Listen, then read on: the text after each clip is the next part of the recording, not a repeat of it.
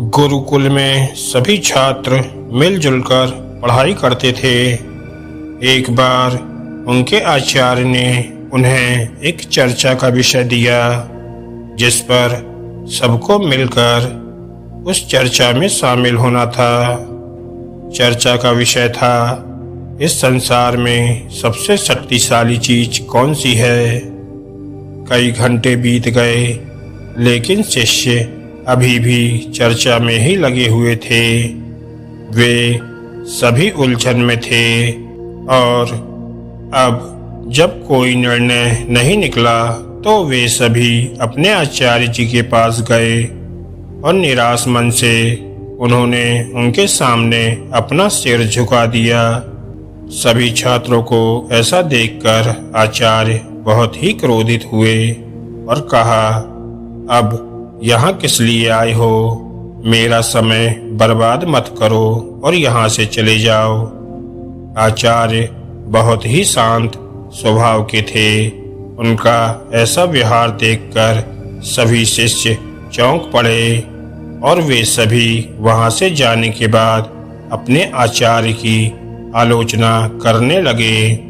किसी ने कहा, हमारे आचार्य बहुत बुरे हैं, उन्हें ऐसी बातें नहीं करनी चाहिए। तो किसी ने कहा, वे हमारे गुरु बनने के लायक नहीं हैं। कोई अपने शिष्य पर ऐसे चिल्लाता है।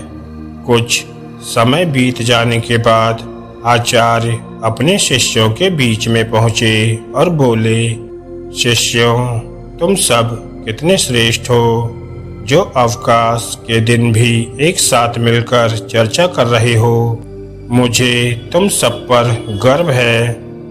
सभी शिष्यों के चेहरे पर मुस्कुराहट थी, क्योंकि अपनी प्रशंसा हर किसी को प्यारी लगती है।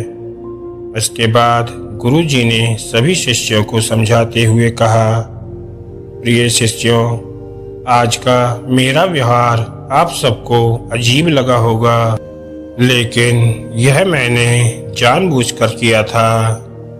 जब मैं तुम पर क्रोधित हुआ तो तुम सबने मेरी आलोचना की, लेकिन जब मैंने तुम्हारी प्रशंसा की तो तुम सब खुश हो गए।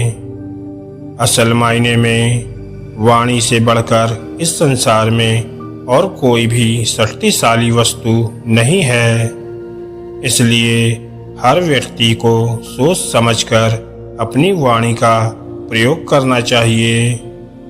सभी शिष्यों को अपने आचार्य से आज एक बहुत ही अच्छी सीख मिली थी।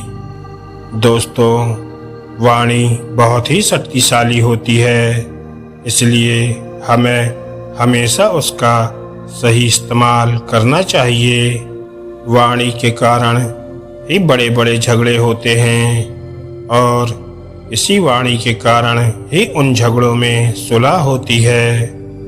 इसलिए बेहतर यही होगा कि हम अपनी वाणी में मधुरता लाएं और इस जीवन को सुखद बनाएं।